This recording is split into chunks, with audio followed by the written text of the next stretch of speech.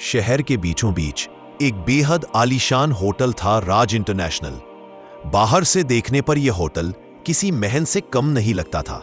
बड़ी बड़ी शीशे की खिड़कियां, दरवाजे पर चमचमाती गाड़ियां और अंदर आते जाते अमीर लोग। लेकिन इस होटल का असली मालिक राजीव मेहरा बहुत ही साधारण और सरल इंसान था। राजीव अक्सर अपनी मेहनत और संघर्ष के दिनों को याद करता था, जब उसके पास न पैसे थे न रहने की जगह। एक वक्त ऐसा भी था जब वह सड़कों पर सोता था और होटल में पानी पीकर ही अपनी भूख मिटाता था। लेकिन मेहनत, लगन और ईमानदारी ने उसे इतना बड़ा बनाया कि आज पूरा शहर उसे जानता था। मालिक की योजना राजीव को हमेशा एक चीज खटकती थी, क्या अमीर गरीब के बीच फर्क सिर्फ कपड़ों और दिखावे से है? एक दिन उसने सोचा कि क्यों न खुद ही इसका अनुभव किया जाए। वह अपने पुराने धूल भरे कपड़े पहनकर, बिखरे बाल और पैरों में टूटी चप्पल डालकर अपने ही होटल में चला गया। होटल के अंदर प्रवेश जैसे ही वह होटल के गेट पर पहुंचा, सिक्योरिटी गार्ड ने उसे अजीब नजरों से देखा। गार्ड बोला, ए भैया, यहां खड़े मत हो, ये कोई धर्मशाला नहीं है, जाओ यहां से।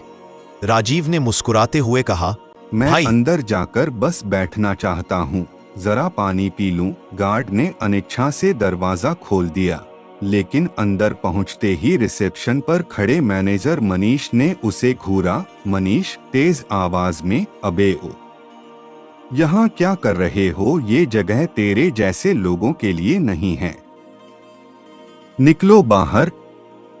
राजीव धीरे स्वर में, भाई, मैं बस अंदर बैठकर थोड़ी देर आराम करना चाहता हूँ। मैं भी इंसान हूँ। मनीष गुस्से से, इंसान हो या भिखारी, हमें फर्क नहीं पड़ता। इस होटल का स्टैंडर्ड गिराना है क्या? चलो तुरंत निकलो। इतना कहकर उसने राजीव को धक्का मारकर बाहर की ओर धकेल दिया। अपमान का क्षण, राजीव जमीन पर गिर पड़ा। चारों ओर लोग खड़े होकर तमाशा देखने लगे। किसी ने हंसते हुए कहा, लगता है ये गरीब गलती से महलों में घुस आया। कोई बोला, अरे इसे बाहर निकालो, ऐसे लोगों से होटल की इज्जत खराब होती है।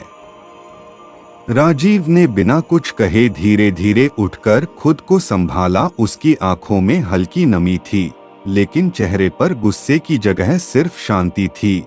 सच्चाई का खुलासा, थोड़ी देर बाद होटल के मुख्य दरवाजे से कुछ गाड़ियां आकर रुकीं।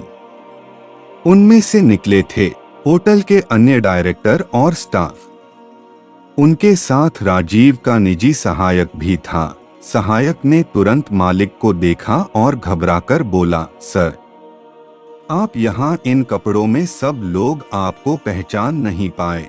जैसे ही लोगों ने सुना कि यह साधारण कपड़ों वाला आदमी ही होटल का असली मालिक है, सब दंग रह गए। मैनेजर मनीष के तो पैरों तले जमीन खिसक गई। वह तुरंत राजीव के पैरों में गिर पड़ा। मनीष रोते हुए, सर, मुझसे बहुत बड़ी गलती हो गई, मैंने आपको पहचान नहीं पाया, मुझे माफ कर दीजिए।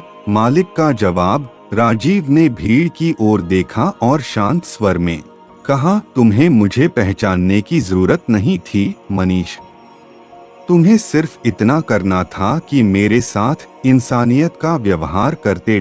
अगर मैं सच में कोई गरीब होता तो क्या तुम्हें मुझे धक्के मारकर बाहर निकालने का हक था? होटल की इज्जत सिर्फ अमीर ग्राहकों से नहीं बढ़ती, बल्कि गरीब और भूखे इंसान को इज्जत देकर भी बढ़ती है। पूरा स्टाफ खामोश खड़ा सुनता रहा। सजा और सीख। राजीव ने तुरंत आदेश दिया, मनीष, आज से तुम इस होटल के मैनेजर नहीं रहोगे। क्योंकि जो इंसान इंसानियत की कदर नहीं कर सकता, उसे इस होटल में जगह देने का कोई मतलब नहीं है। इसके बाद राजीव ने होटल में एक नया नियम बनाया। इस होटल में आने वाला हर इंसान, चाहे अमीर हो या गरीब, उसे पानी पिलाना और बैठने की जगह देना होटल की पहली जिम्मेदारी होगी। कहानी का संदेश, उस दिन से यह होटल पूरे शहर में सिर्फ अपनी आलीशान इमारत के लिए नहीं, बल्कि इंसानियत के लिए भी मशहूर हो गया। लोग कहते, राज इंटरनेशनल सिर्फ अमीरों का नहीं बल्कि हर इंसान का होटल है। और मैनेजर की गलती से सबको यह सीख मिली, इंसान की कीमत उसके कपड़ों या पैसे से नहीं बल्कि उसके दिल और कर